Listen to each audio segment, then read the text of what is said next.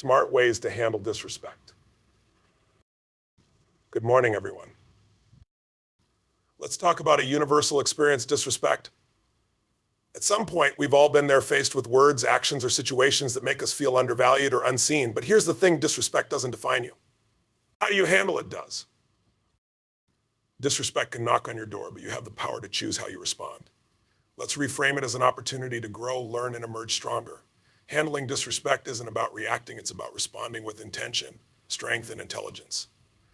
So today, I'm giving you smart ways to handle disrespect strategies to not just cope, but to rise above. Stop and breathe. Disrespect often ignites a fire of emotion. The first step is to pause. Take a deep breath. That pause isn't weakness, it's wisdom. It's a moment to reclaim your power and avoid reacting impulsively. In that breath, you remind yourself, I am in control. And master your emotions. Emotions are powerful, but they can also cloud your judgment. Mastering your emotions doesn't mean suppressing them, it means acknowledging them without letting them dictate your actions. Disrespectful people thrive on chaos. Don't give them the satisfaction of seeing you lose control. Assess the intent. Not all disrespect is intentional. Sometimes it stems from ignorance, miscommunication, or someone's bad day. Before you react, ask yourself, what's the intent behind this behavior? Understanding context helps you decide whether to address it or let it go. Respond, don't react. Reacting is instinctive, responding is strategic. A reaction might be defensive, but a response is deliberate. It shows that you've thought through your words and actions. Respond with clarity, calmness, and confidence. Take the high road. When someone disrespects you, they often expect you to stoop to their level. Surprise them by taking the high road. Hold your values close. Remember, responding with dignity says more about your character than their actions ever could. Enforce your boundaries. Respect begins with self-respect. Make it clear what you will and won't tolerate. Boundaries aren't about shutting others out, they're about protecting your peace. Stand firm in enforcing them without guilt or apology. Learn and let go. Every experience, even the unpleasant ones, carries a lesson. Reflect on what you can learn from moments of disrespect. And then let go. Holding on to bitterness gives the disrespect power over you. Free yourself by moving forward.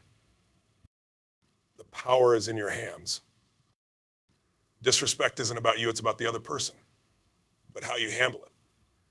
That's all about you. Remember, you're stronger than you think, wiser than you know, and more powerful than you give yourself credit for. Choose to rise. Choose to grow. Choose to handle disrespect in a way that leaves you proud of the person in the mirror. Stop and breathe. The first step to handling disrespect is deceptively simple, yet profoundly powerful. Stop. Breathe. You see, in moments of disrespect, your natural instinct is to react immediately. Your heart races, your emotions flare up, and you feel the overwhelming urge to defend yourself. But here's the truth in that instant. Your power isn't in the reaction, it's in the pause. Think about it. When you stop and take a deep breath, what you're really doing is reclaiming control. Disrespect thrives on chaos, on emotional reactions that escalate situations. That pause, that breath, it's a signal to yourself and the world, I am in charge of how I show up right now. Breathing deeply isn't just a calming technique, it's a declaration of self-control. That oxygen feeds not just your body, but your mind, helping you think clearly. When you're calm, you're capable of seeing the bigger picture, and the bigger picture is where your solutions lie. Too often, we let our emotions write the first draft of our response. And let's be honest, the draft usually isn't our best work. It's raw, reactive, and sometimes regretful. But a single deep breath allows you to revise, to show up with clarity and strength instead of anger or frustration. Now, here's what's fascinating. When you pause and breathe, you disarm the other person. People expect a knee-jerk reaction, they're ready for the fight. But when you don't give it to them, it shifts the dynamic. Suddenly, you're the one in control, and they're left wondering how to proceed. Breathing also centers you in the present moment. Disrespect can trigger past wounds, bringing old emotions into a new situation. But when you breathe, you anchor yourself in this moment. This isn't about what's happened before, it's about how you choose to handle this now. Stopping to breathe isn't weakness, it's strength in its purest form. It's saying, I won't let someone else dictate my actions or emotions. It's your shield against the chaos, your gateway to calm, and your reminder that you're in charge. It's not just about avoiding impulsive reactions, it's about choosing your response with intention. You're not here to match someone's disrespect, you're here to rise above it. And that starts with one deep, deliberate breath. Master your emotions. Emotions are powerful. They fuel our passion, drive our decisions, and color our experiences. But in the face of disrespect, emotions can also be a double-edged sword. Left unchecked, they can spiral into anger, frustration, or even despair. But mastered, they become your greatest ally. The first step to mastering your emotions is to acknowledge them. Let's be real, when someone disrespects you, it hurts. Denying that won't make it go away. But here's the key: acknowledging your emotions doesn't mean letting them run the show. It means recognizing them without becoming them. Think of emotions as waves in the ocean. They rise, they peak, and eventually they fall. You can't stop the waves, but you can learn to surf them. Mastering your emotions is about staying balanced on that board, no matter how rough the waters get. One of the most important tools for mastering emotions is self-awareness. Ask yourself, what am I feeling right now, and why is it anger? Is it hurt? Is it hurt? Is it frustration? Pinpointing the emotion gives you clarity, and clarity is power. Disrespect often triggers a fight or flight response. But here's the thing: you're not in a life or death situation. Your body might react like you are, but your mind knows better. Remind yourself this is temporary. I am in control. Now let's talk about reframing. What if instead of seeing disrespect as an attack, you saw it as a test? A challenge to rise above. When you reframe the situation, you shift from being a victim to being the hero of your own story. And let's not forget the power of choice. You can't always control what happens to you, but you can always control how you respond. That's where your true power lies, not in changing others, but in choosing yourself.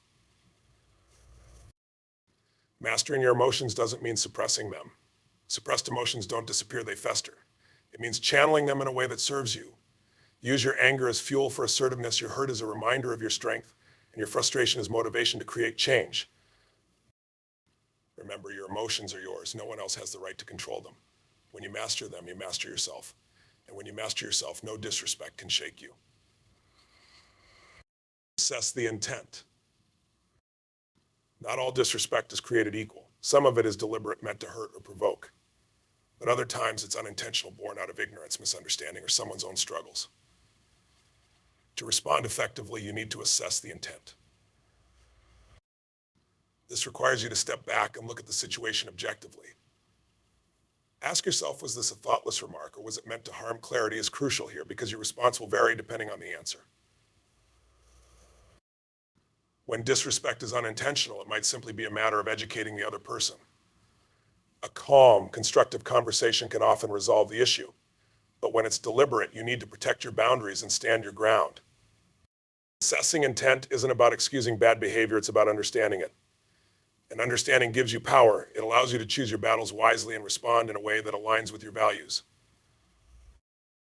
It also helps you avoid unnecessary conflict. Let's face it, some people are disrespectful because they're hurting themselves. Their actions say more about their internal struggles than they do about you. Knowing this can help you respond with compassion instead of anger. But don't mistake understanding for tolerance. You can empathize with someone's struggles without condoning their behavior. Boundaries matter, and assessing intent helps you enforce them effectively. Taking a moment to assess intent also helps you avoid miscommunication. Sometimes what feels like disrespect is simply a misunderstanding. Clarifying intentions can save relationships and prevent unnecessary drama. Disrespect often triggers emotional responses, but assessing intent requires logic and rationality. It's about stepping out of the emotional whirlwind and looking at the situation with clear eyes. So before you respond, ask yourself what's really going on here. The answer might surprise you, and it might just save you from wasting energy on something that doesn't deserve it. Respond, don't react. There's a critical difference between reacting and responding. Reacting is immediate, instinctive, and often driven by raw emotion. Responding, on the other hand, is deliberate, thoughtful, and rooted in clarity. When faced with disrespect, your power lies in responding, not reacting. Let me paint a picture. Imagine someone says something disrespectful to you. Your instinct might be to snap back to match their tone or to defend yourself aggressively. That's a reaction. It's immediate, but it doesn't always serve your best interests. It might escalate the situation or leave you feeling worse. A response, however, takes a moment of pause. You breathe, assess the situation, and then choose your words and actions with intention. A response isn't about proving a point or winning the interaction. It's about maintaining your integrity and aligning your actions with your values. Here's why this matters. Reacting gives the other person control. They've pushed a button and you've jumped. Responding, however, keeps the control firmly in your hands. It shows that you're not easily rattled and that you operate on your terms. Responding also allows you to communicate more effectively. When you react, your message might be clouded by anger or frustration. But when you respond, you can articulate your thoughts clearly and assertively. You can set boundaries, express your feelings, or simply disengage without drama. To respond instead of reacting, you need to slow down. Give yourself a moment to process what's happening.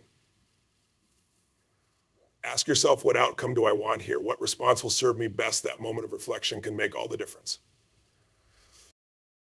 And remember, sometimes the best response is no response at all. Silence can be a powerful tool. It shows that you won't be drawn into negativity and that you value your peace over petty conflicts. Responding isn't about being passive or avoiding confrontation. It's about being intentional. It's about choosing your battles and handling them in a way that reflects your strength and maturity. When you respond instead of reacting, you show up as the best version of yourself. You demonstrate self-control, clarity, and confidence. And in doing so, you not only handle disrespect, you rise above it. Take the high road. Taking the high road is not easy, but it's always worth it. It's about choosing grace over grudges, dignity over drama, and strength over pettiness. When faced with disrespect, the high road is the path that leads to growth, peace, and self-respect. But let's be real, taking the high road doesn't always feel satisfying in the moment. Your ego might want to fire back, to win the argument, or put the other person in their place. But the high road isn't about immediate gratification, it's about long-term empowerment.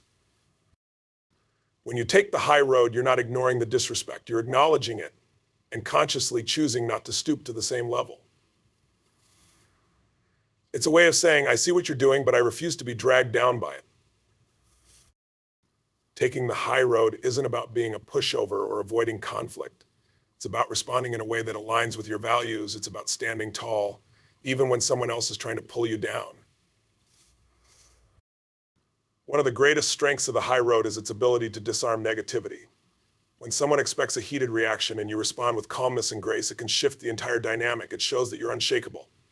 And that kind of strength is hard to ignore. The high road also protects your energy. Disrespect can be draining, especially if you let it consume you. But when you take the high road, you conserve your energy for what truly matters, your growth, your goals, and your peace of mind. It's important to remember that the high road is not about them, it's about you. It's about who you want to be and how you want to show up in the world. It's about living in a way that makes you proud of yourself, no matter what others say or do.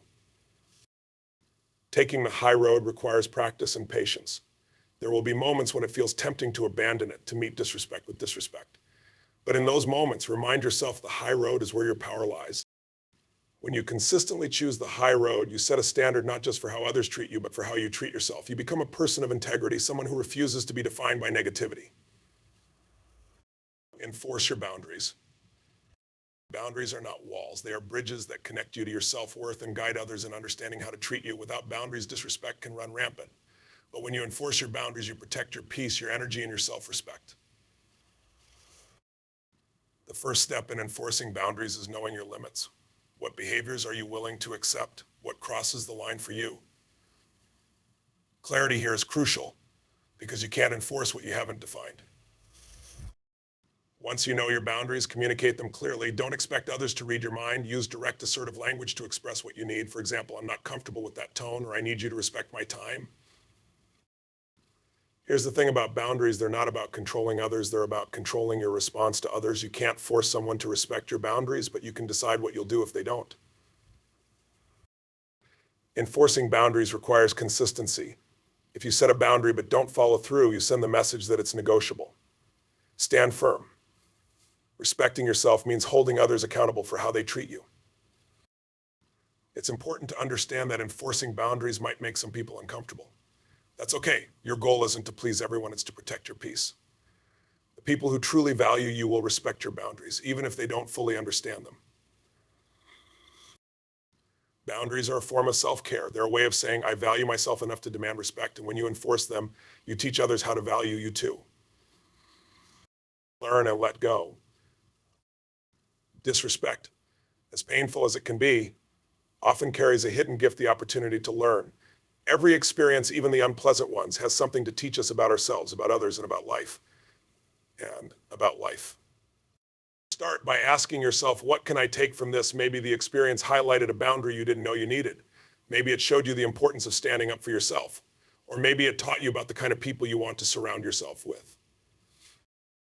Once you've extracted the lesson, it's time to let go. Holding on to resentment or anger only hurts you. It keeps you tied to the disrespect and robs you of your peace. Letting go doesn't mean forgetting, it means freeing yourself from the burden of negativity. Letting go is an act of strength, not weakness. It's saying, I refuse to let this define me. I refuse to carry this with me any longer. It's a choice to move forward with clarity, grace, and purpose.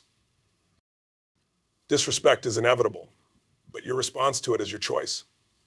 Each encounter is an opportunity, a chance to stand taller, grow stronger, and reinforce your self-worth.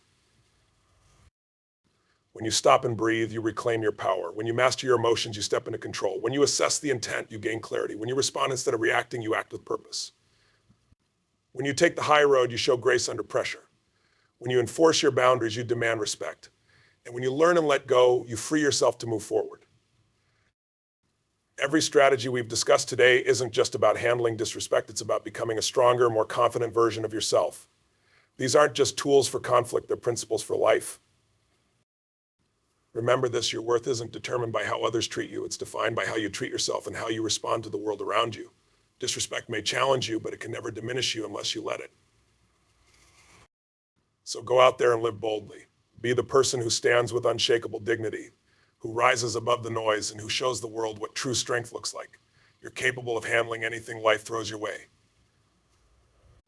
You're stronger than disrespect, smarter than negativity, and more powerful than you realize. Now, go prove it.